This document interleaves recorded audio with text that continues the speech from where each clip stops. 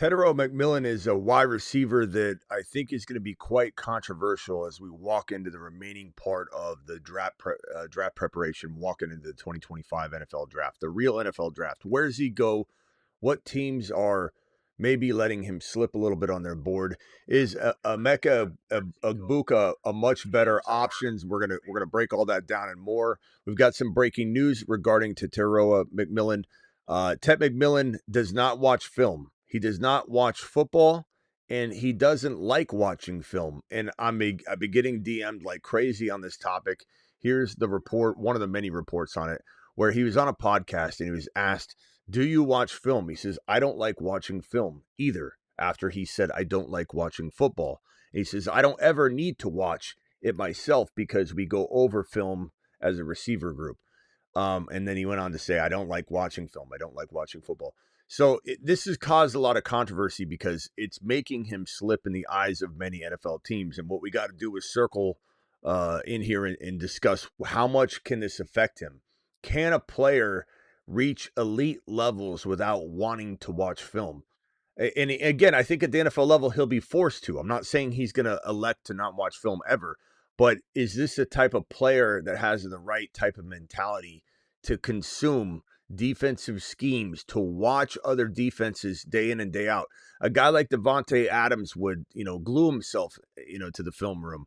There are a lot of players that thrive and get better because of their film watching, because their love for the game. And this guy doesn't even watch football at all. So you wonder how good can he be? Can he reach the levels of other players? It's a concern. And he's already been kind of slipping a little bit for me just because I like Emeka Egbuka much more in terms of raw physical talent. And I think that if he is liked better by a few NFL teams, then all of a sudden, the values of these guys kind of shift a little bit in my eyes. The Fantasy Football Show, the rookie edition. We normally do uploads. I do video uploads on all the rookies, but I decided to go live because of this breaking news. It's about a couple days old. Actually, the actual podcast was a while ago. It just so happens everybody's drumming up this particular clip, and it's causing a lot of controversy. And the reason it's so important is the NFL teams and NFL circles and scouting circles and news outlets are picking up on it, and everyone's saying it's going to cost them millions of dollars, and it's going to cost them to slip in the NFL draft. And it's not what teams need to hear or want to hear. Even if you felt it, you don't say it. So there's a lot of people, drumming this up right now, and it's not good for his look. It's not good for his draft stock. All it takes is one team to dance with him at 4, 5, 6, like the Patriots drafting at number 4 overall. They could say, I don't care what anybody else thinks. They could take him number 4, and none of it matters. The Fantasy Football Show, Tet McMillan, T-Mac. That show begins right now. File on in.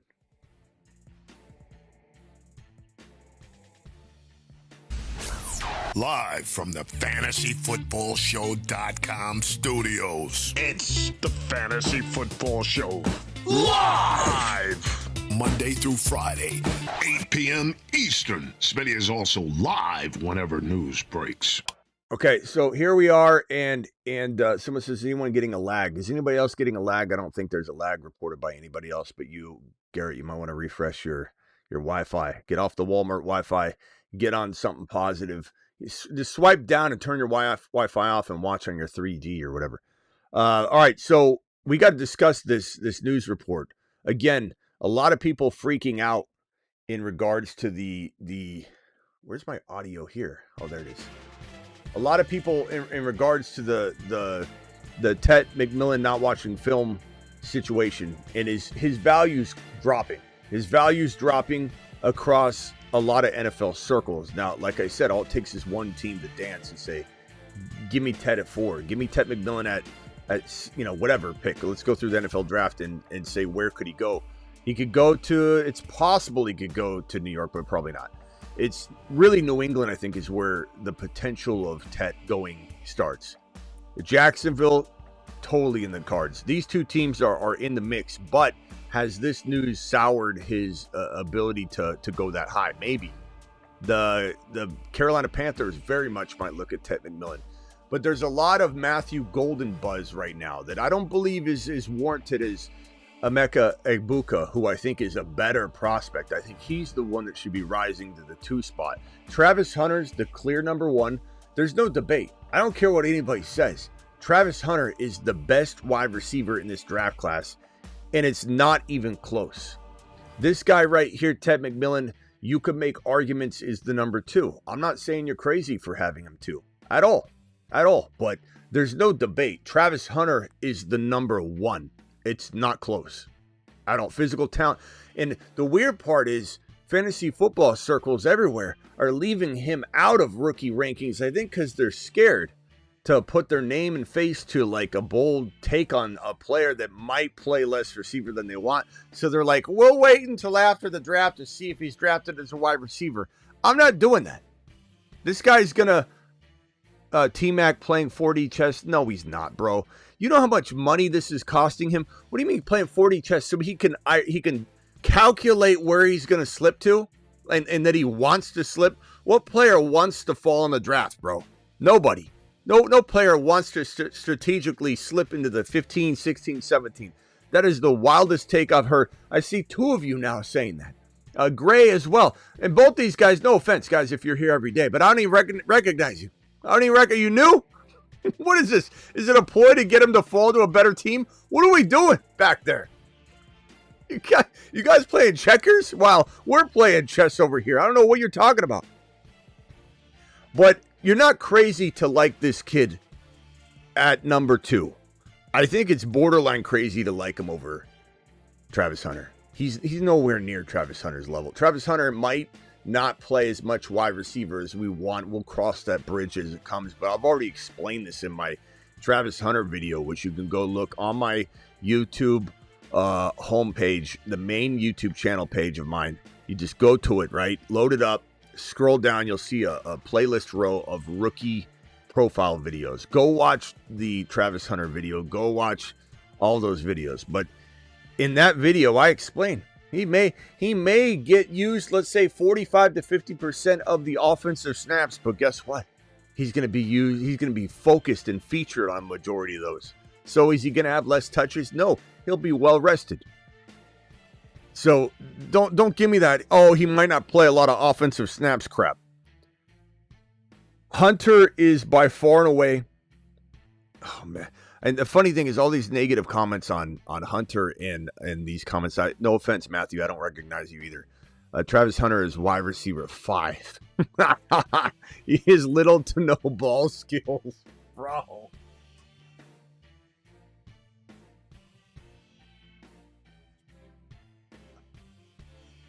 Matthew. Matthew. Take a big laugh. No, son. No, that's not it. That's not the right comment to drop in here. Let's go over Ted McMillan. Let's stay focused. Not even number 5. 13-19, 8 tutties, 84 receptions. Very good wide receiver. No one's saying that this guy can't be, a T. Higgins someday in the National Football League. But what I can tell you is that he's never going to be a Jamar Chase. He's never going to be St. Brown even. He's never going to be those guys. I think he could be T. Higgins. I think he could be Jalen Waddle. I think he could be that kind of player. And there's many reasons why I believe that. Just one is the eye test. Number 2, it's kind of things like what we're talking about today. The fact that this kid doesn't absorb and love football. He might love playing football, but he doesn't love football, and he doesn't like watching football, and he doesn't like watching film. And that alone tells me he's probably a little bit behind the average player in terms of conceptualizing some of the things that these players need to conceptualize. JD5 was doing AI animation walkthroughs and using a 3D animation helmet to run through plays and try and get better, running scenarios in an AI helmet in a virtual reality world. JD5 was absorbing. And when you look at what makes a player the difference maker, What makes a player Calvin Johnson? What makes a player Jamar Chase? What makes a player CeeDee Lamb? They've got a much different mindset. And if your mindset, as good as his physical skills are, great at one-handed catches, there's things he says that makes me think he's still very raw, which isn't a big deal if you're a raw player. Like he said, he just started trying to do one-handed catches. Like he's like, I never really tried it before. It was last year I started doing one-handed catches, and I thought one day I'll just try and grab this with one hand. It's kind of out of reach. He's so raw. Like the conversation he had was like as if he never even tried it before, ever. Like the way he talked about it. And he doesn't watch football. There's a lot of things you pick up by watching football. You mirror your game after players. And if he doesn't even enjoy watching film, how are you going to know what the defense is doing, the defense you're facing from week to week? And I'm not saying his team won't force him to watch it. They're going to have mandatory film sessions. But he's already not being into film watching, not being into watching football at all. He's got no passion to watch the game at all. I think he's probably a step behind in a lot of places we're going to find out when he hits the big leagues. That's all I'm saying. He's going to be very one-dimensional. And a guy like Egbuka, I think, is more well-rounded. He'll be my number 2. A guy like Travis Hunter is just a playmaker, just a monster that loves the game more than McMillan. And I'm not saying McMillan doesn't love playing the game as much as a lot of players. I'm not trying to paint that picture. But I just can't get behind ranking this kid any higher than 3, which I think is still really high considering all these things, when I don't know that he's got the foundation that Egbuka has, that he has the mindset that Egbuka has, or especially Travis Hunter. He's going to have a heavy dose of overload, sensory overload, going into film sessions and absorbing football. He doesn't enjoy it. His comment, if I go back to the screen, it wasn't just, I don't watch a lot of football and I don't enjoy film, but of course I watch it. He was eating here nonchalantly, answering questions, and he's like, don't watch football. They said you don't watch football? Nope, none, never. Okay, do you watch, what about film? I mean, I don't watch film because we watch it as a wide receiver room. So he's sitting there going like this, I imagine, in the wide receiver room as they're watching film. So I don't watch it on my own. We were forced to watch it in the wide receiver room. But I don't even like watching film. I'm sorry. There's just a point where, I just can't see this kid having the ability to get into a place where he's a top 5-6 wide receiver. I already had questions about it watching him play. Like I like him. He's good. He's got some good skill set. There's some things I feel like the other guys have better, Egbuka and Hunter.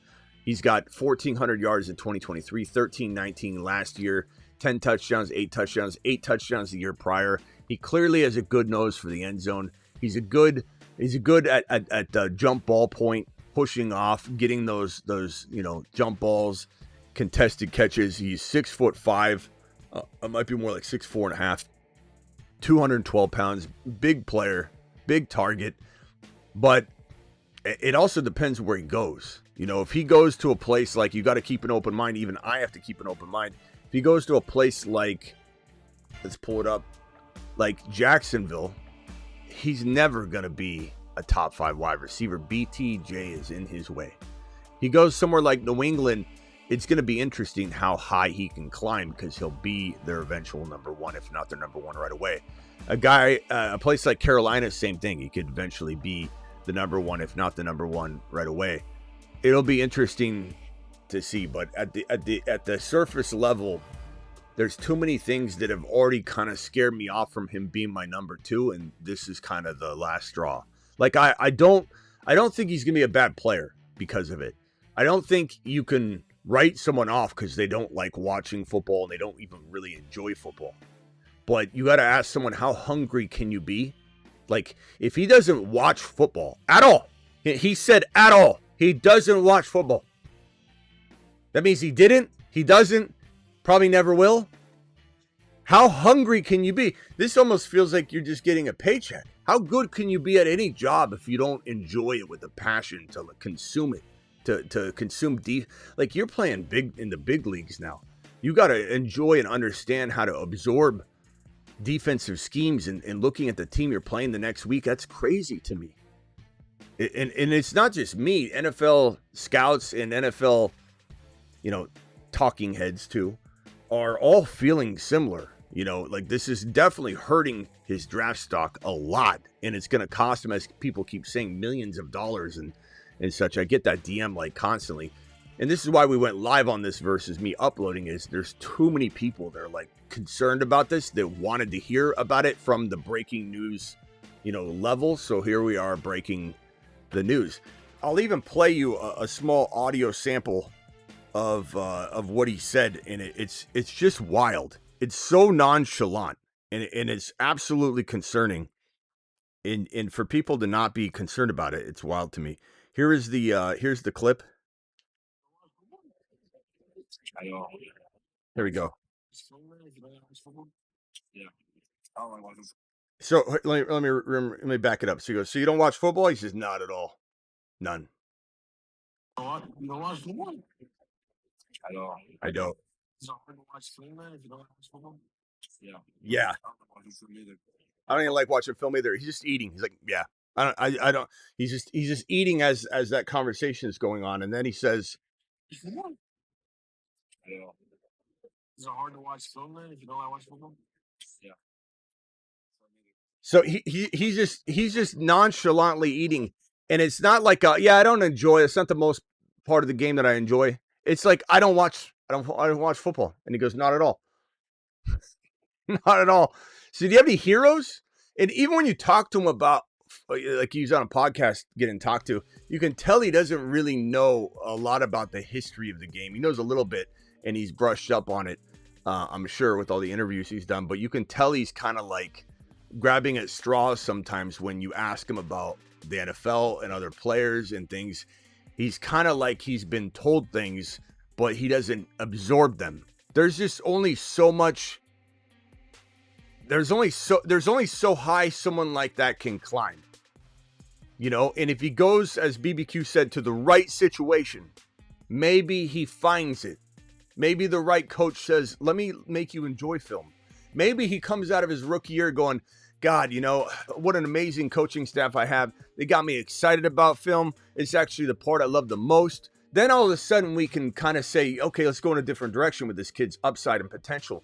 But I feel like there's just no way he can get to a ceiling level of an elite wide receiver in the league when he doesn't enjoy football, doesn't watch football at all, enjoys playing it, but he doesn't enjoy watching football because he doesn't watch it at all. He said none. He hasn't been watching the NFL for 3, 4, 5 years. He doesn't know who's in the league, apparently. I mean, you don't know who's on the other side of the ball. You can't be your best if you don't know what defenders you're going to be facing week in and week out. You can't. You can't be the elite of the elite without having that, not only that ability and knowledge of who's on the other side of the ball, studying them. What are their weaknesses? What are their strengths? Devontae Adams would go into a film room and say, this guy leans, he favors his right. I got him here. And this guy's like, I don't even know who's covering me. Like, who's on you tomorrow? I don't know. I'm not sure. See you later. I'm going to go grab a bite. That's this guy's mentality. There's no way he gets to the elite level unless he changes that. That's crazy to me. Look at him one more time as he eats. He's just eating, just chopping away at this interview. I don't. Is it hard to watch film? Yeah. I don't like watching film either, he said. just kind of like, it came off so bad. This was the worst thing he could have done for his draft stock. Unless you get in some sort of trouble, like as far as that goes. But this is wild to me. It's wild to me. And it's been out there for a little while. But as you absorb it, as you look at it, as you see other players and you start prospecting again, you start looking at the film again.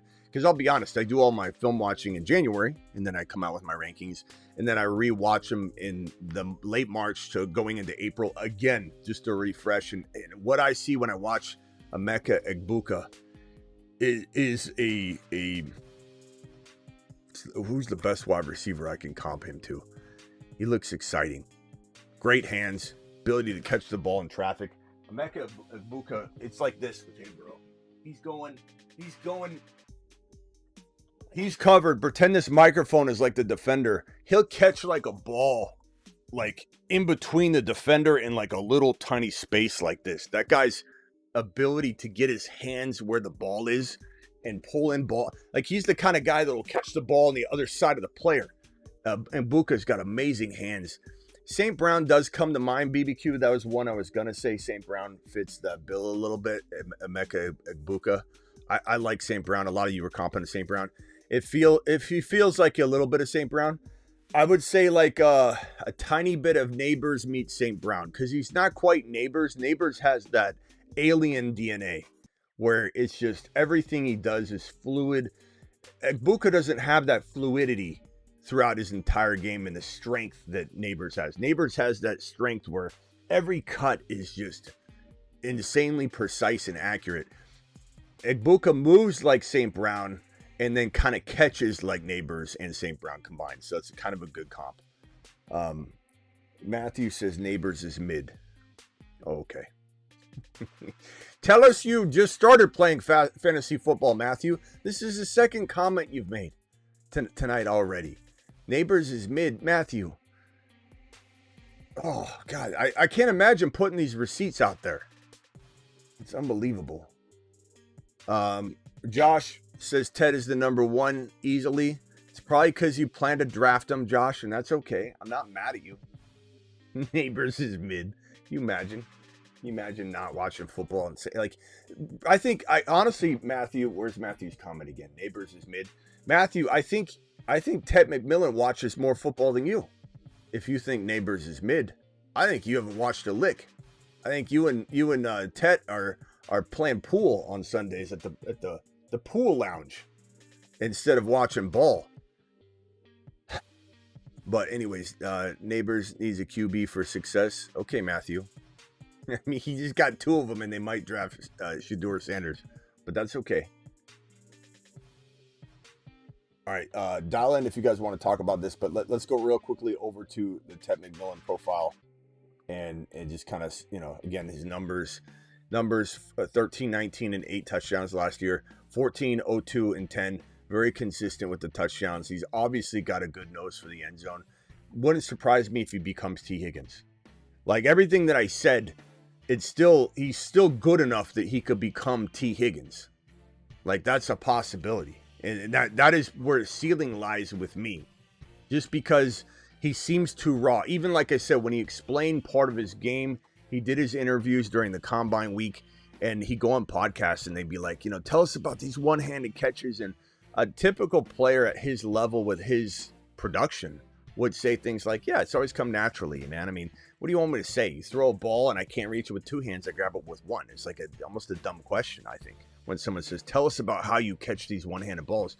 But his response was, I don't know, I've never caught a one-handed catch before until last year. And one time we just tried it.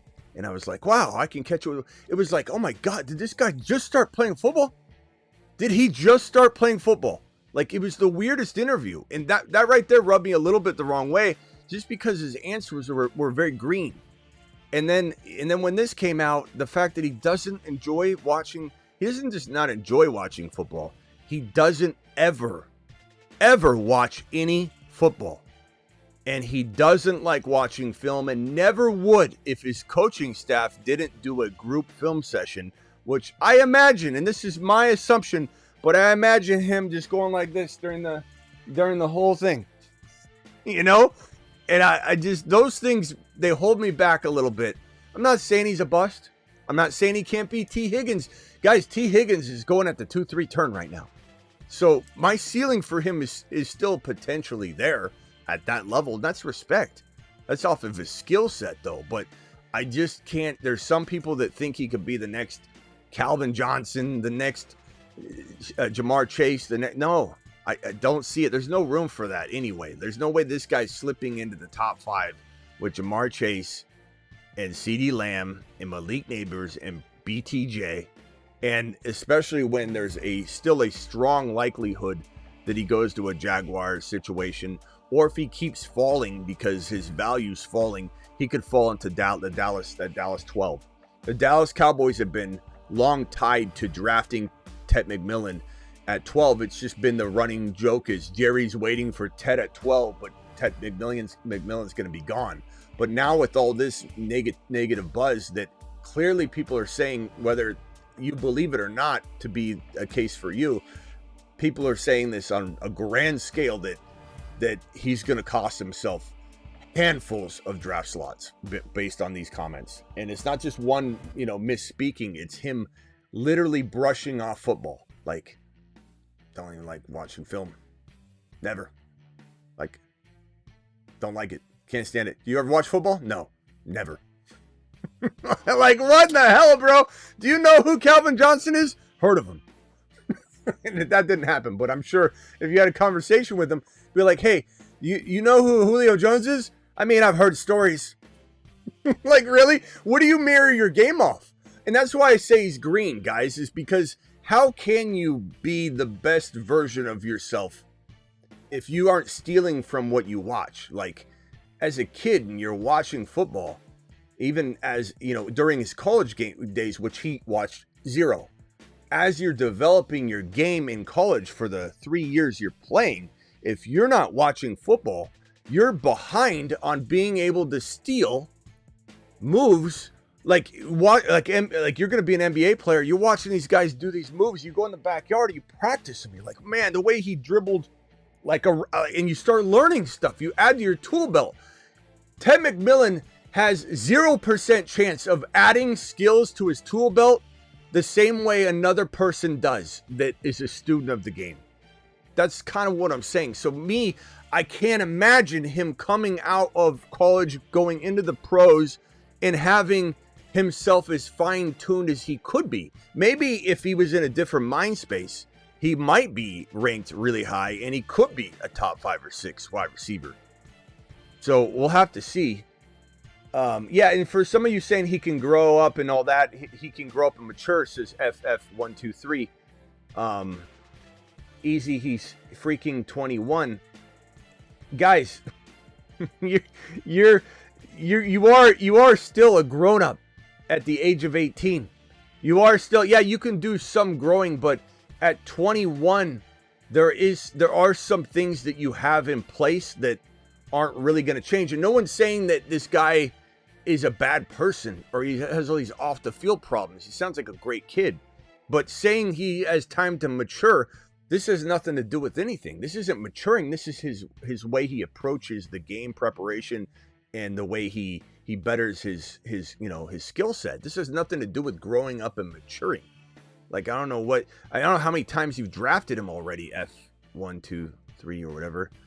I can understand the defense mechanism here, but bro, you're old enough that there's some habits developed, and you don't have enough time to make up for all the stuff that you didn't do. So can he change his behaviors going forward? Will his coaching staff force him to watch film? Of course they will. Like, no one's saying that he's going to get away with that in the NFL. But if he doesn't enjoy it, how much can he absorb? If he doesn't enjoy it, how much is he going to catch? If he doesn't enjoy it, how much? And you could say, well, that's where he's going to mature. Well, yeah, that's a good what if story. We don't know that. If he hasn't loved film by this point, I doubt he's just going to fall in love with watching film at the next level. I think he'll do it. I think he'll be forced to do it. But how much is he going to catch? How fine-tuned is he? Is he the kind of, like JD5? Guys, think about it. Why is JD5 so good? Part of it is his skill set. Part of it is how advanced he was coming out of college. Part of how advanced he was coming out of college and why he was so much better from his ASU days to his LSU days and then to his Himothy University days is because he literally dialed in and he was a student of the game. He gets to the NFL and like no other quarterback in the league, he's got virtual reality headset on and this guy's there before everybody shows up. He stays later than anybody else, and he's going through full games in simulation mode, watching defenses, figuring out how to read a defense inside an AR helmet. Like, it's crazy to me how much this kid JD5 put into his development and his desire, and that's what separates the boys from the men. That's what separates the elite talent from the good talent. And again, me telling you he can still be T. Higgins is still a compliment. I just think we need to temper expectations that this is the next big elite talent, because we've been spoiled by BTJ, Neighbors, and even MHJ will continue to bless us, I believe, like we had hoped he would. Those are three amazing wide receivers. We've been so spoiled by the wide receiver class. I think people's expectations are naturally too high for Tet McMillan. That's all I'm saying.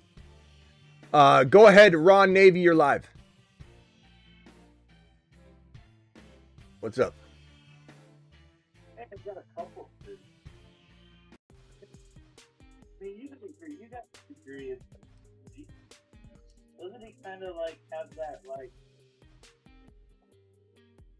tone, very flat tone? Monotone? I mean, he doesn't fluctuate. He's just got a monotone tone. Like, No. I think I know what you're trying to say. He's not a monotone person. His personality is not monotone, because he jokes around, he laughs, he hops up and down, like he gets excited on the field and celebrates with guys, and they joke around. So no, he's not a monotone individual, but he's got a little bit of dismissiveness, I think.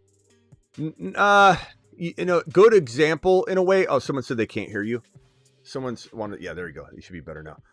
Kyler Murray. I wouldn't say Kyler Murray, but I can see where you're drawing some of that, and there is some similarities in terms of like maybe his desire to be out there. I think he's excited to play. I think he has a passion for playing the game. You can see that, and when he talks about it, he says he's ultra competitive. And so in the interviews, I was. It's a wild day when we can't hear Ron, says Travis. the mic wasn't up against. I think that he doesn't remind me of Kyler in his drive to play. I think he reminds me of Kyler in his drive to prepare. So that it's a good comparison on one level, but not on both parts, because Kyler didn't have a drive to play or prepare. At least Tet is excited about getting out there. His juices are flowing, and he's not a monotone personality, but he's very dismissive about, maybe the history of the game and the things that I think other people have done to become great. He's kind of like, I'm my own guy. This is how I do it. I eat my food while I'm doing the interview. And you like football? None. I don't watch it. I like playing it. That's it. I don't watch film. Like, that's very dismissive over, the things that he knows people want to hear, and he doesn't care. And he knows this is probably not going to go over well, but he thinks it's just him being him, but he's going to cost himself a lot of money in some draft slots. I don't know. Again, I'm not trying to tear him down. He seems like a great kid, like a really, really good head on his shoulders, doesn't get in trouble. But I'm just telling people that his behavior in terms of desire to prepare and be a student of the game is not there. That's all I'm saying. And that can hold you back a little bit. It's got to hold you back a little bit. I'm not saying I know how much. Could he be one of those people that like almost has a little bit of autistic to him? You know how autistic always. Ron. He's not. No, he's not. No, what I'm saying is maybe they show him like the routes to run, and he looks at that. No. He just catches on and he just knows. No, I've seen enough interviews. There's nothing like that. That's not an assumption that anybody should be making. But I think he literally just didn't know. Right. Well, and I'm saying definitely not. I think okay. I think that there's just, this is gonna be one of those things where people are already committed to him. They've already talked him up a big game. They're not going to adjust and adapt here, and that's fine. I think people are gonna either be able to look at this and say, I'm going to divert a little bit, not run away from him, but just divert a little bit. Or there are going to be people that say, I'm sold on drafting him. If I can't draft him number 3, then I don't know where to go. And I don't like the unknown, so I'm just going to dig my heels in. Like, there's enough concerns here that everybody should be taking just a little bit of a step back. Even if you want to return to where you were, everybody should take a little bit of a step back and just kind of analyze this from afar and then make your determination. But I'm just telling the people that have they're pot committed to this kid being the next star because they've told all their friends that they're going to draft him. They told all their friends this is the guy. Maybe they maybe it's a rivalry thing. Maybe it's a fandom thing. Maybe it's, an Arizona thing, whatever. But if you're pot committed to a player, when you hear this kind of stuff, I think, there's something about that analysis that you're dropping that is a little bit biased. I think this is a very, like Treylon Burks says, Matt O. I mean, it's possible. I think he's got some tremendous skill sets, but I think he's one-dimensional. You know how people view DK, and I don't. I want to make it very abundantly clear. I think DK can run way more route tree than other people give him credit for. I think DK is going to step up in a major way. But the way a majority of people perceive DK Metcalf to be very one-dimensional, that's what this guy's probably going to be, what people perceive DK to be. But I believe DK's capable of more. But I think that's a good comparison to where people view DK now is, I think, how they'll view Tet McMillan later. Very good at a couple things. Of course, he's going to, be able to go up and get a jump ball. But how is this guy going to translate at the NFL level to the fullest degree if he doesn't enjoy the game? He's not a student of the game. I can't think of one player that was like upper echelon of players that wasn't a student of the game. At least at the offensive skill positions. I can't think of anybody that it just doesn't compute for me. And that's a big red flag. Whether you want to accept it or not, that's fine. And no one's saying you can't say, well, it holds him back, but he's still so talented that he'll beat T. Higgins. I've already said that's fine. That in my mind. Could he beat T. Higgins? Sure. Could he beat Jalen Waddle? Sure. But where are you drafting Jalen Waddle, right? Well, I guess if Tyreek gets traded, everyone's going to way overdraft him. Waddle's going to go in the second round again. How many times is Waddle going to go in the second round before people will learn their lesson? It was like the Deontay Johnson. Remember when Deontay was a second rounder? It was like, come on, guys, come on. What are we doing? Michael Pittman? Yeah, Michael Pittman and Deontay. I was beating the drum on that, saying, what are you guys doing? What is the ADP world doing? Anybody else want to dial in? That was a long time ago. Yeah. Long time ago. That was like, I just posted my milestone. 33 months it's been already. It's almost been 3 years. It doesn't even seem that long. Yeah. Don't draft wideouts in the first year. Look, the wide receiver class, unfortunately, is going to probably let a lot of people down just because of the expectation. The expectation's so high because of BTJ and Neighbors and MHJ. It's so high. The running backs are going to do what the wide receivers did last year for wide receivers. The running backs this year, this class is so good. It's going to replenish the running back stable in the NFL and in fantasy. They're going to be amazing. There's going to be 3 or 4 monsters from this draft class, just like there were 3 or 4 monsters of wide receiver last year. But I think people are just assuming that there has to be a stud. Let me see if I can get Gump in here. Oh, Ron, I might have hung up on Ron. Ron, dial back in if I accidentally hung up on you. Dial back in. Go ahead, Gump. Well, the big question I have, we always have questions about Henry Hooker, but the big question I have is the running back class and that Dylan Sampson. Could he really be that good? Could he be the best running back in the class? Could he be he runs a 4.359 and he's a bullet. Is he the new Bucky? I mean, Gump, I don't know. Yeah, I mean, I don't know how many times I got to tell you who's the first Moon Man, I believe, one of the first added. So we've been talking about him since January. I don't know if are you maybe new from before January or after January? But okay, But let me just back you down a little bit and just say, look, Genty's the number one, bro. Okay, let's not get carried away. I know you get excited about, like, let's remember who you get. Let's review who Gump gets excited. Hold on, Gump, listen. Let's review who you get excited about. Hendon Hooker, okay? Jameis Winston, who lost his job within hours after you were so excited saying he was going to the moon. Like, you tend to like the underdog, under the radar guy a little bit more than you should. And I love Sampson, Dylan Sampson. I guess we found the one person that may be higher on him, but I don't think it's rooted in logic. I think Gump is just fixated on Dylan Sampson, so that's why he's saying his name over and over and over. But hold on, Gump.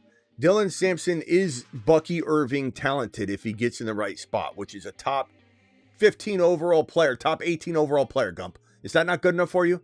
That's amazing if he's in the right spot. But he also could become a nothing burger if he goes to a place where his team doesn't believe in him. So Dylan Sampson, you can't get on your horse. And as much as I'm a wild man, Gump, I think you are too. We can't just get on our horse and ride into town and act like, you know, we've got Dylan Sampson behind us and he's going to take the whole town by storm. We don't know how the league views him yet. We don't know if he's going to a great situation. He's got to go somewhere like Washington or somewhere where he can climb up. And I really, really am excited about Dylan Sampson. But you got to pump the brakes on saying he's the best running back in the class. Can he be the best? Genty's the best running back in the class. There's no denying that Genty is the best running back in this class by far and away. And it's not even close. Okay. Can Dylan Sampson surprise and become the Bucky? Yes. Is he faster than Barry Sanders and Billy Sims? Is Dylan Sampson faster than Barry Sanders? I don't think so. Barry Sanders is... Well, I don't know what Barry would run at his prime. You know? But Gump, stop. You're too fixated. You're talking about Barry Sanders and Dylan Sampson. Stop it. You're ruining all the Dylan Sampson hype that we got on this channel when you start putting him in that category. It's too much, Gump. It's too much. I do like him a lot. You don't want him in Detroit. Stop talking nonsense. You're telling us you wanted to draft Tyler Warren, right? Wasn't it Tyler Warren? Tyler Warren to Loveland to Detroit. Loveland. When you've got Laporta. Yeah. You want to draft Dylan Sampson when you've got Gibbs and Monty. That is the worst spot. Detroit's the worst spot for Dylan Sampson. There's no worse spot there's no worse spot in the National Football League out of 32 teams than the Detroit Lions. Okay. Why are all these really top good players good for all these other teams? We got to make a statement. We got to push the Super Bowl. We got to do something. Come on. What can we do, Smitty? What can we do to push the Lions into the Super Bowl? What player? Not triple down on positions you don't need, Gump. You can't triple down on. Hunter? Yeah, go better the defense. Go find a way to make sure you don't screw up this offensive coordinator situation. Hopefully, what's his name? Morton. Hopefully he doesn't screw it up, bro. Morton. All right, hold on, Gump. Let me go over to Kyrie Boston. What can we do to boost her? I just told you. Don't triple down on positions you don't need. Don't go draft Dylan Sampson when you can't use him. Okay, if you're the GM for the Lions, what would you do to get us to the Super Bowl? Defense. You got the offense already down, or you know what? Yeah. Go up in the draft to go get somebody? Yes. Yeah. We go up in the draft to go get somebody? Yes, sir. Go get the best defensive player. I don't know. We'll break it down later, Gump. It's not a Detroit Lions show, but I do appreciate you. The whole show appreciates you. Super Bowl. I know you want to go, Gump. Focus. Okay, focus. Hold on. Go, Gump. Right now. Stop crying, Gump. Focus. I think he's really crying. Are you really crying? Yeah. Yeah, I think he really is. Huh? That's what's going on. I gotta go home. What? The Lions. I just want to go to the Super Bowl. Okay. Gump. Take some. That's just too much. Gump. He's serious, guys. By the way, Okay, Gump, I need you to mute yourself. Gump, mute yourself and hang tight, please. I'll help you, but you gotta calm down, bro. All right, Kyrie Boston, you're live. Gump, hang tight. Man, yo, Gump is really focused on them Lions. He is, bro. Gump is their number one fan. No, number one fan. Hey, if you're watching, me and had a draft the other day. Me and Gump draft together. We had like a mock draft. He was taking all types of players off the Lions they didn't need. I was trying to tell him they don't need a running back and they don't need Gump's breaking down like C.J. Stroud on the field. It's like, calm down, keep your composure. Like, we'll get through it, Gumpy. Just hang tight. Okay, Kyrie Boston, what do you think about Ted McMillan and this whole situation? Oh, man, this is bananas. This Ted McMillan dude, man. I don't see how you can play football and not watch football, man. I know. It's weird, isn't it? I want to draft the kid, but now you have me looking at him sideways. I'm like, man, yeah, really doesn't watch football. I know I'm going to get a bunch of pushback, especially in the comments. A lot of, some people in the comment in the live chat might a little bit here and there. I've seen it. It's a very small amount of pushback. But where it's going to get aggressive is after, when it's just a one-way conversation when someone screams at me, which I don't care. I don't even respond to them. But it's going to be a lot of like, Smitty, you're crazy. If this is what you think, you shouldn't even be doing this for a living. And if you don't think that Ted McMillan is the number one wide receiver in the draft class, you're crazy. You'll see blah, blah, blah, blah, blah. But there'll be no substance to it. Nobody can combat any of the things I've said. That he's got the skills to be a T. Higgins. He really does. The skills are there. But how much better could he be if he was a student of the game, which he is not? He is not. And in the comments about he's 21, calm down. He's 21 years old. That's not a baby. Like, you're a grown man. You're a grown man, and yeah, you could do some growing and mature in life, sure. But no one's suggesting that he's doing immature things. This is just who he is. He just isn't a student of the game. It doesn't mean he's immature. That's just who he is. That's not an immaturity. Like, where am I saying this kid's got to grow up? He's the wrong head on his shoulders. I didn't say it at all. I said he's a smart kid. Seems like he's got a good heart, good character. He's fun. He plays around with his teammates and on the field, and they joke around. He's got good competitiveness, so there's some good features there. Like, but you can't just say, oh, he'll mature into wanting to love to be a student of the game. That's it. So, people that are gonna, come at that hard aren't even listening to what I'm saying. They really aren't, because I'm saying he still has the natural skill set to become a T. Higgins. What's wrong with that? Why does that piss someone off so much? Why does somebody have to have him be Calvin Johnson? He's not gonna be. He never will be. Mm-hmm. Could you imagine if MHJ says he doesn't watch film? Can you imagine if MHJ said that, Matto, while Kyler doesn't watch film? Someone's got to watch film in Arizona. Because if Kyler's not doing it, MHJ better do it. Or maybe if they don't both watch film together, they'll be on the same page. Maybe that's what MHJ needs to do. Step away from being a student of the game so he can be on the same level as Kyler. Because Kyler apparently doesn't watch film that much. And why does Kyler struggle?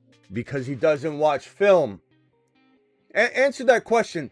Have you ever heard of a player that doesn't take film seriously?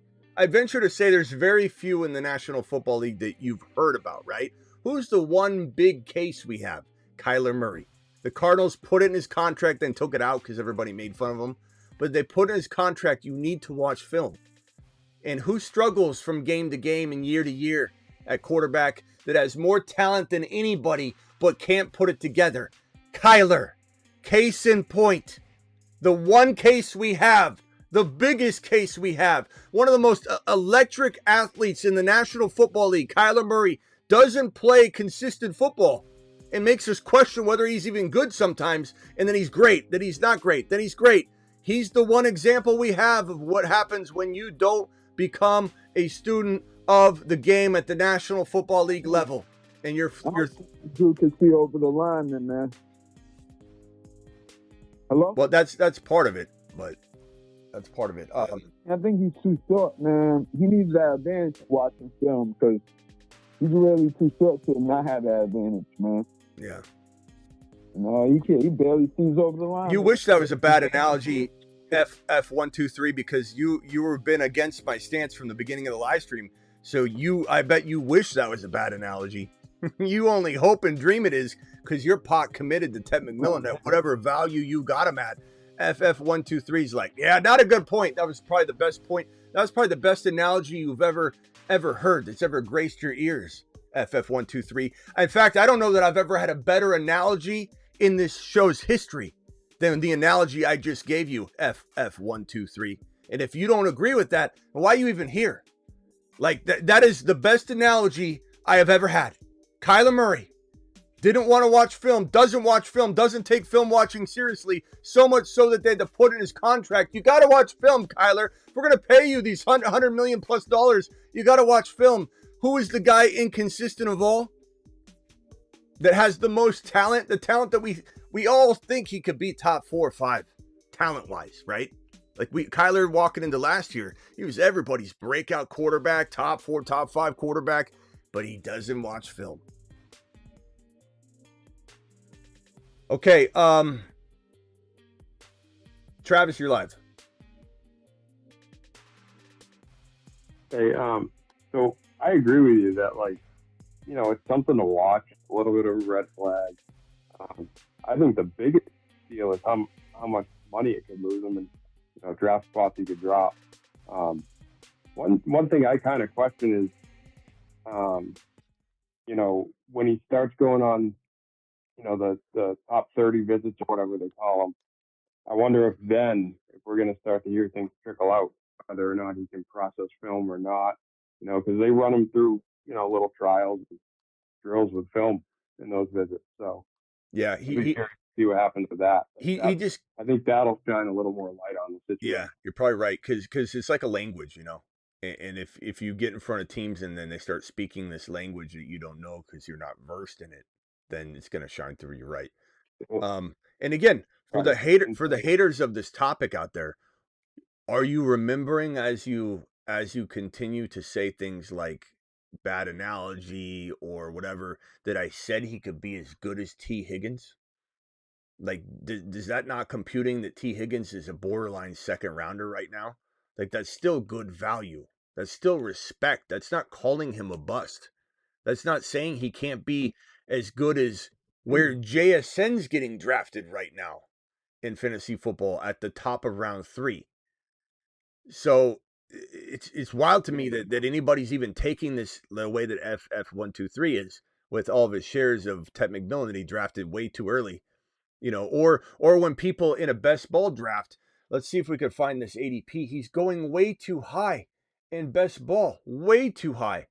This is the wide receiver ADP? He's going in the 40s. Let's see here. Ted McMillan, just way too high. Look at that, 48. That's so high. I think another thing is he last year he had a ton of hype, like so high, where like I think people were thinking like, oh, this guy's gonna be, you know, in that class of the, you know, Neighbors and MHJ and Odunze, and like if you watched and knew what you're looking at, he was always, you know, more so, you know, the tier below that. And so I think people might have had their expectations even higher. Yeah. Where, you know, I mean, he put up great numbers, you know, but he was never a burner, you know. He's never going to be a burner with speed. You know, DK Metcalf has that over. And so there's, you know, things you can nitpick about him for sure. I guess maybe I'm not panicking as much as other people because it doesn't change all that much of my ranking on. I'm trying to find why it doesn't affect me as much as it seems to be affecting other people. Smitty doesn't respect Ted McMillan. He's just that simple. How is calling him T. Higgins not respecting Ted McMillan? You talking about, bro? Why don't you go rewatch? I want to restart the live stream, Josh, because I don't think you were paying attention. But this is crazy value. This is crazy high value. You mean T. Higgins as he is now? I'm saying he could become that. Not year 1. No, hell no. I think him going 48 overall is insane. As a rookie, incoming rookie, where you don't even know where he's going, and this is consistent, thousands and thousands and thousands of drafts, where you're taking this guy that high. There's no way. That's crazy expectation for a kid that's got to learn it. Like let's say he does, and I didn't say he couldn't start to become a student of the game. I said that at the very beginning. I said it 2 or 3 times. His coaching staff may rejuvenate his love for the game that might not be there now or whatever in terms of the outside part of playing. Like once the playing's over, he doesn't have an interest in the ins and outs of a student of the game. And so maybe he comes across a coach that excites him and gets him motivated, and he plays catch up, and he's got such a good, handful of skill sets that it keeps him afloat with an edge over other players, and he can catch all that up and pull it up and be on the same level as his talent that he has. There's certainly the possibility of that. But that's a tall order and something nobody should be expecting. Everybody should curb their expectation for a wide receiver that is probably going to at max be a right outside the top 25 overall players in his best version of himself. And then if he ends up proving doubters, if you could call me a doubter of him being above that, if he proves that, then so be it. Move, adjust, and adapt. But to expect him to be somebody that is going to be inside the top 25 overall players when he doesn't even watch football, I don't understand that. See him fall into Dallas because he opened his mouth, man. Yeah, and the further he falls, the more likely he plays number 2 for a team, not number 1. The teams at the top of the draft board inside the top 10 that are hungry for a wide receiver are the Patriots, are the Carolina Panthers, teams like that. The Jaguars would be an awful spot for him, by the way. But then he starts getting into this territory where, unless it's Indianapolis, but there's no quarterback there that I would trust to develop him properly. So that would be a horrible place for him to go. He's not going to Atlanta. He could go to the Cardinals, but then he'd be playing second fiddle his whole career. Go to Miami, playing third fiddle, second fiddle if Tyreek gets traded, which would be a bad move for the Dolphins to go get a T. Higgins type upside player if they do trade away Tyreek Hill. San Francisco won't take him. Chicago, that would be a cluster there. New Orleans would be crowded. Not going to the Bengals. Seattle would be crowded. Look, I mean, where does he go? If he ends up ruining his value and soils his top 10 overall upside, he falls into a cloudy situation. The Chargers would take him, and that would be a horrible situation to become the elite player he is expected by many to be when you got Ladd McConkey there. Green Bay would take him. I don't know that he would be bad there, but I don't know that that would necessarily vault him into this crazy territory. Denver, I think that would be an okay spot, but there's still, Cortland Sutton's still probably going to be better than him, as a rookie for sure. So, where does he go? Have you seen anything? I'm seeing stuff that this is from when he was a freshman.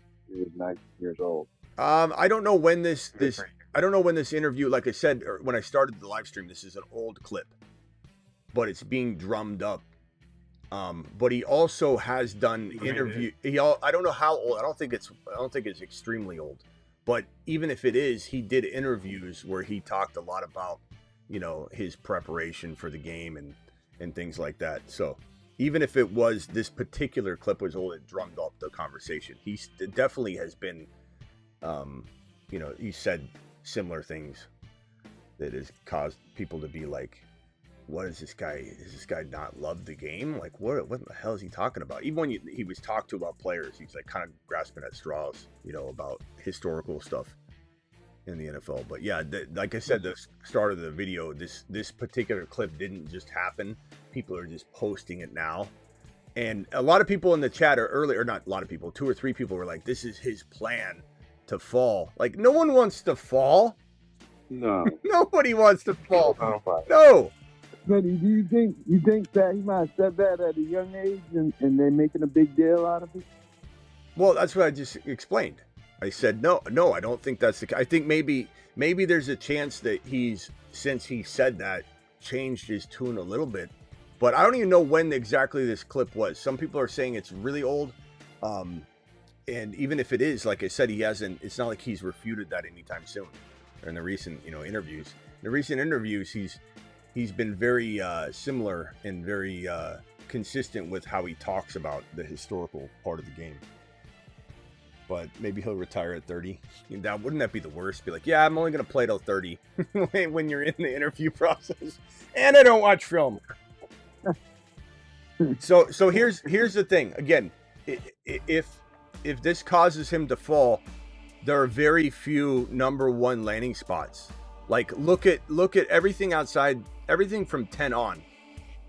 Chicago, San Francisco, Dallas, Miami, only Indy, but that's a horrible spot. Atlanta, Arizona, Bengals, Seattle, Bucks.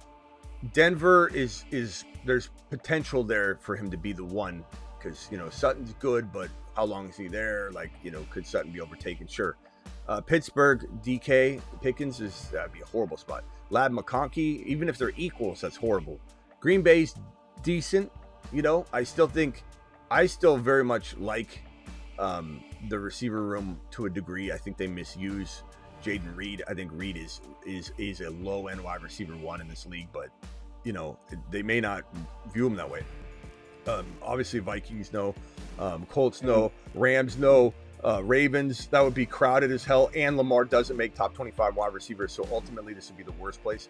And I'm just saying if these teams even traded up. Detroit no, Washington hell no, Buffalo would be a good spot for Tet McMillan potentially, but then we just saw how they didn't use Keon Coleman. What makes us think they're going to use Tet McMillan the way that he should be used? KC no, and Philly no.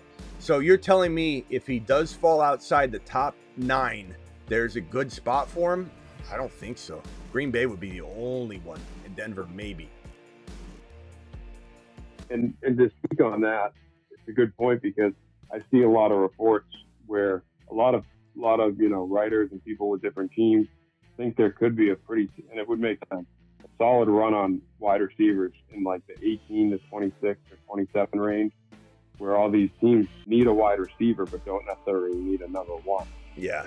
So Tet McMillan could also be one of those players that fantasy values get kicked in the sack the hardest, from the landing spots perspective. Because there will be. Well, would take him. Yeah, I think they could. If any team takes him in the top 5 or top 10, I think the Jaguars are maybe the most likely. For sure. The number 2 to go at Brian Thomas. And that would not be a good spot for him. It would be a good spot for Trevor Lawrence to get him. That'd be great. And I think, to be honest with you, I think there's a real strong likelihood, and they could go Matthew Golden because he's been climbing up boards. I don't think he's the number 2. I think the number 2, first of all, the number 1 is Travis Hunter. Wide receiver is Travis Hunter. I don't care what anybody says. The number 2 is, in my opinion, is Egbuka. But if the Jaguars, and that would be more of a complimentary piece to BT, though, in my opinion, more so than getting I don't want to say that McMillan's is the same as than BTJ, because BTJ is 10 times the player McMillan is. But they're similar in the sense that they kind of are lanky, go up and grab a football kind of player. Like it's the same type of player you want to grab, probably a Egbuka. But if the Jaguars grabbed him, that'd be awful. That'd be awful for his value. All right. Do I have anybody else in the phone line that we haven't gone to yet? Hold on one second, Kyrie Boston. Let's check on Gump. Gump, are you okay, bro? I was just thinking about it. You got me thinking. I think the best player for the Lions is Matthew Golden. He popped that ball one hand, and then he's good. Oh, man, he's fast and good.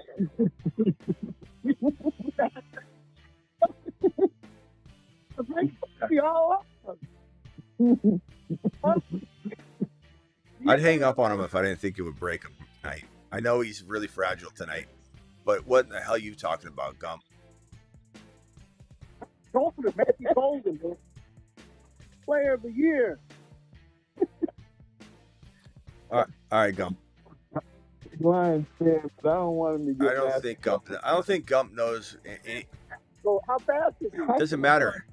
Goes, Doesn't man. matter. Gump. He's not fast enough to take him in a. And Golden. Look at and Golden. Yeah. You know, Samson. The funny thing is, first of all, Gump, stop. Matthew Golden's going too high for the Lions to take him. You're not taking a receiver. But what I would say is, what's crazy is Dylan Sampson could fall so far that a team like the Lions could say, "Hey, let's grab him." You know, for sure. Like that's how much his draft day stock could be volatile, to where any team could draft Dylan Sampson. So we got Matthew Golden and Gump. And that's a bad pleasure. Okay, Gump. Enough. What's gonna happen, Gump? Enough, Gump. You're not investing. You're not investing top 50. Matthew Golden's going 15, top 15. He's going top 15, Gump. You're not investing in a wide receiver that's getting drafted in the top 15. Okay. We can trade up. Oh, man. We can trade up. Okay. All right. Anyway, this is too much. The phone line's gone. I nixed the phone line. It was too much laughing. It was too much Gump. I couldn't even hear myself think. I'm done for the night anyway. Hit that promo code Smitty right here. Up to $1,000 in bonus credit by dropping it like it's hot on Underdog. Appreciate you all. Pet McMillan, drop it in the comments how you feel. It's okay if you disagree with me. There's no problem. Just don't say something silly and embarrass yourself like Travis Hunter is not as good as Ted McMillan. Like that would be embarrassing. But if you believe he's your number 2 over Egbuka or Matthew Golden, if you got Matthew Golden too, I mean, it's understandable. This is not something where everything is easy and clear cut. This is fantasy football. Keep in mind that Justin Jefferson was like the 3rd or 4th ranked wide receiver in the draft class. Keep in mind that Justin Jefferson went at like 4, 5, and 6 overall in your rookie drafts. So anything can happen, and players can develop at the next level, including Ted McMillan. And I've said that from the jump of this live stream, just for people that are going to think that I did not. I'll repeat it for those in the back. I'll repeat the instructions, as they say on Squid Games, that anybody can develop at the NFL level in a different way. But when you're making prospecting decisions from a fantasy football and NFL team's perspective, you have to go off of the scouting profile. And the scouting profile here, it screams that this kid right here has some red flags that he must overcome before I have any confidence that he can be a magician in the NFL. Final thoughts, Travis, and then I'm gonna jump out of here. I had to hang up on everybody because it was just too much. Kyrie Boston and Gump, you guys can call him tomorrow. I'm not adding more to the phone line tonight. It was out of control. I couldn't even get a word in. It was nonstop Gump yelling. Kyrie Boston was just laughing hyena in the background. And I love Kyrie Boston, but it was enough. I had to flush the phone line. Go ahead, Travis. No, I mean, I don't have all that much more to say. Like, I just think, like with Golden, I like him, but to me, if he ran a 4.4, half the people talking about it wouldn't be talking. Yeah.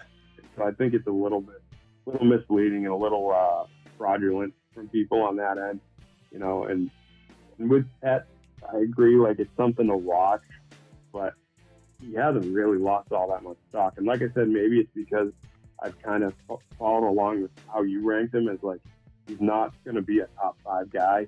He could be like a really strong wide receiver 2, back end wide receiver 1 if he's a stealing type of thing. So I think I'm just kind of in the same lane still, and you know, cautiously optimistic. And, yeah, I mean, I like him. I do think he'll drop in the draft, though. Yeah, I like him. He's a good kid. Definitely has a good head on his shoulders. He seems like a really well-mannered individual. Seems like he's competitive. You know, he's definitely not monotone or whatever Ron was saying earlier. Ron. But he's just, you know, he's at a disadvantage. How about I say that? He's at a disadvantage because of his mindset for football. In general mindset for football. And whether he overcomes that or not is his mission. And if he proves all of us wrong, he will have to overcome that. And if he does, good for him, good on him. Bucky overcame some things and became the legend that's known as Bucky Irving. Tom Brady, like, can you imagine if we were on a live stream talking about Tom Brady, the prospect? Somebody goes, hey, there's a guy named Tom Brady. We pull up his 40, we see him with his shirt off, and we're like, this guy's garbage. Garbage. Tom Brady, I don't think, threw for over 2,600 yards in college. I think he had like a 2,700 yard season and a 28 or 2,600 yard season. Tom Brady was nothing in college. Like, there's, you know, you look at the film, you're like, okay, those are good throws. There's a lot of potential. In hindsight, you could go back and say, you know, oh, yeah. But Tom Brady was overlooked by everybody, and he grew at the NFL level. So I'm telling you, this is like the 100th time I've said it.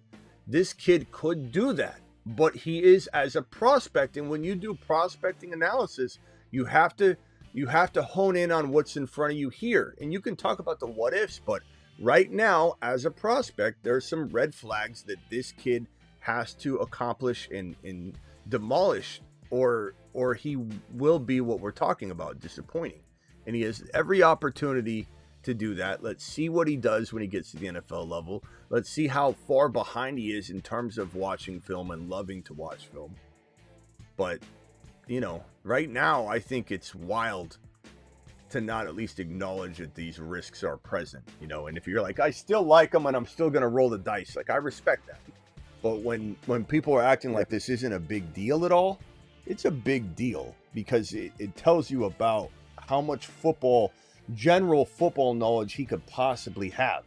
If you don't watch the game, imagine a basketball player never watching Jordan, you know, growing up, never watching LeBron if you're in that generation, and not like aspiring to be that and to do those moves and learn new skills. And like, there's only so much you can do on your own. That's why when he was interviewed at the Combine, and I'm saying that a lot of his answers still mirror whenever this video was, his answers at the Combine were weird, and no one really took notice but me. I guess I'm strange. I'm a strange person. The psychology background, whatever.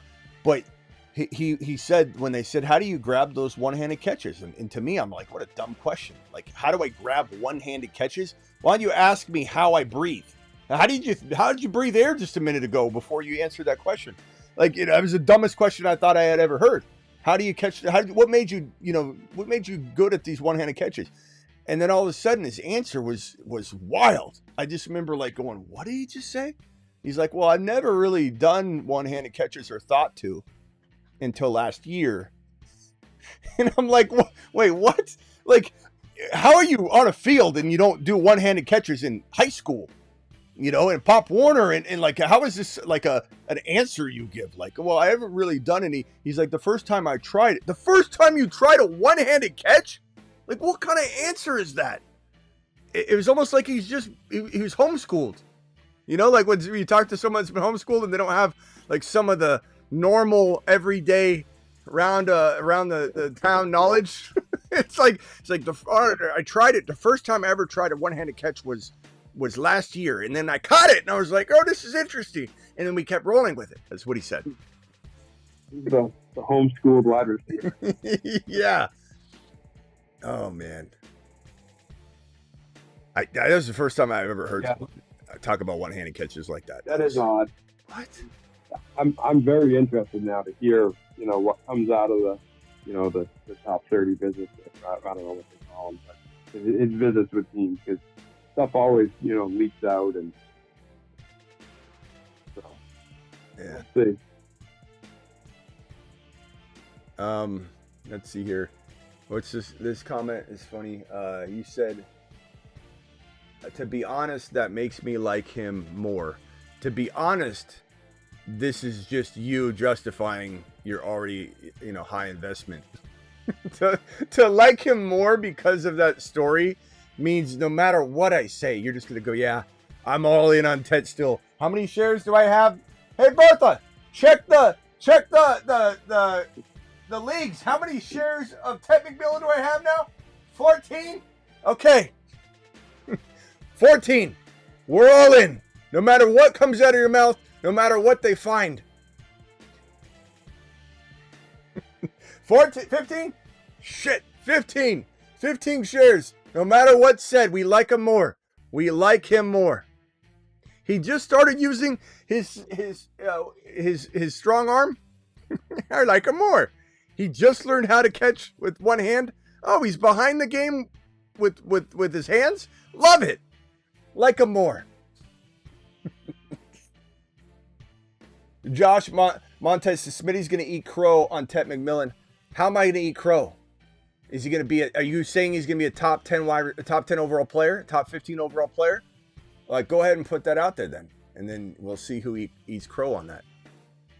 If he becomes a T. Higgins level player, then I'll be in here going like this to you, pal. I'll be in here saying, "We told you."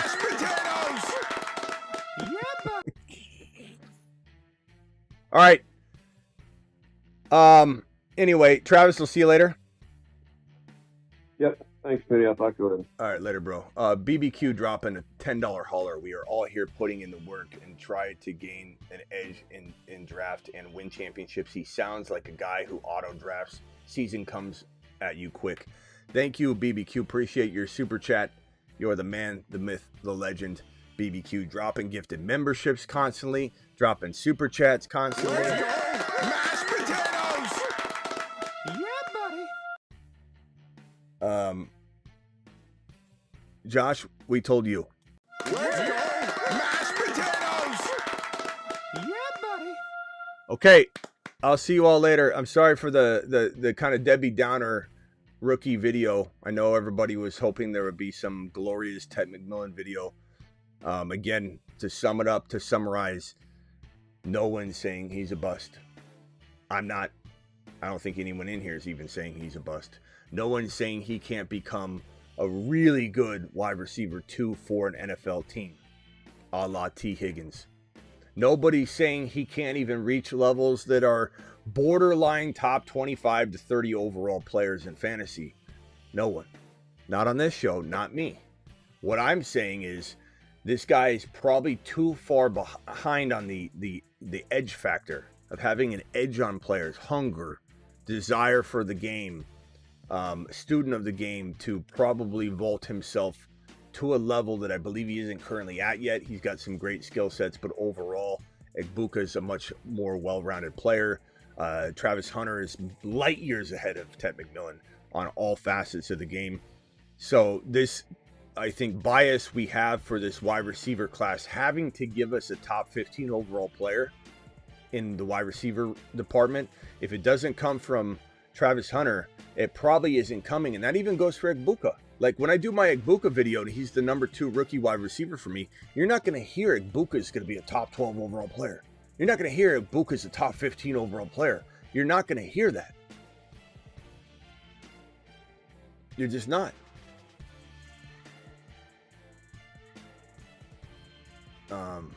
And this is the last you get, Josh, because you're just a I don't want to say hater, but you're trolling a lot on this topic. So this is the last attention you get. I know you love it; it feeds you. But Travis Hunter wishes he could be Tet McMillan. The only reason I pulled this on screen is because that's an embarrassing statement to make. That's really embarrassing, bro. And I think you probably don't want that on screen. I think, again, my conclusion here is I think everyone wants to be, they want to have the next BTJ. And unfortunately, unless Travis Hunter is that guy in the right spot, there is no BTJ in this class. The BTJ equivalents are at the running back position.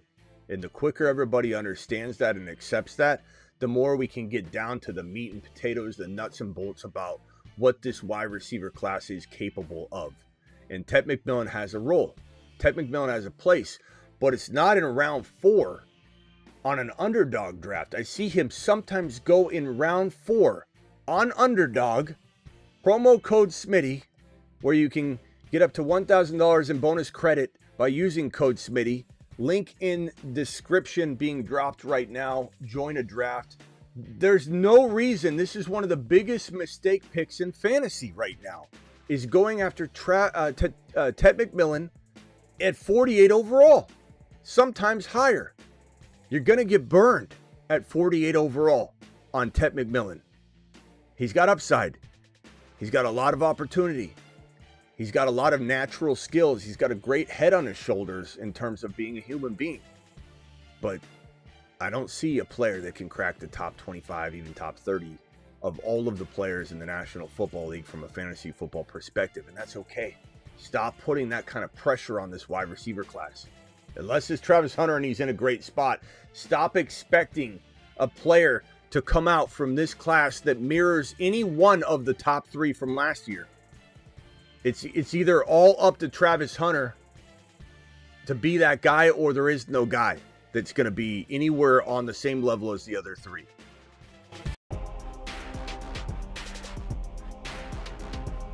Live Monday through Friday, 8 p.m. Eastern, every single Monday through Friday. Live whenever big news breaks. And additionally, live most midnight graveyard shifts to draft, etc., etc. See you all tomorrow. Appreciate you.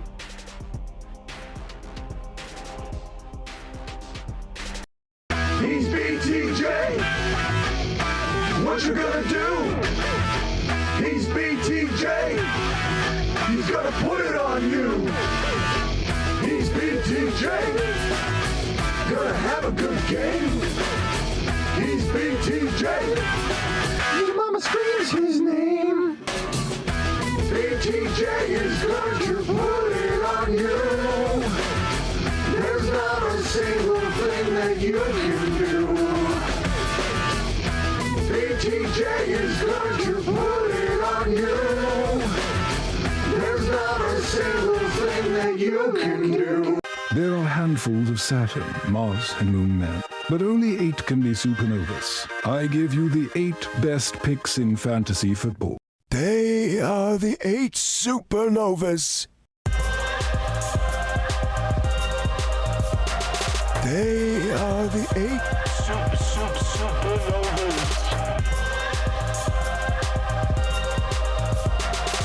The hateful 8 supernovas.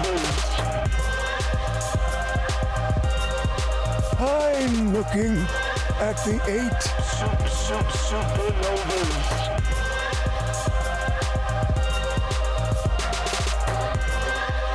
The magnificent 8.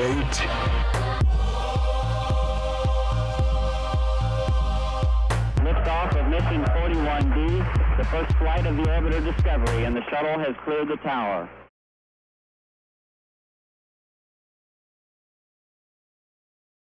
Zilla 5. JD5 is the only 5. JD5 is him, and now all can see. He graduated from Himothy University. Unleash the Washington Kraken. JD5 to Saturn and beyond. To Saturn and beyond. Supernova.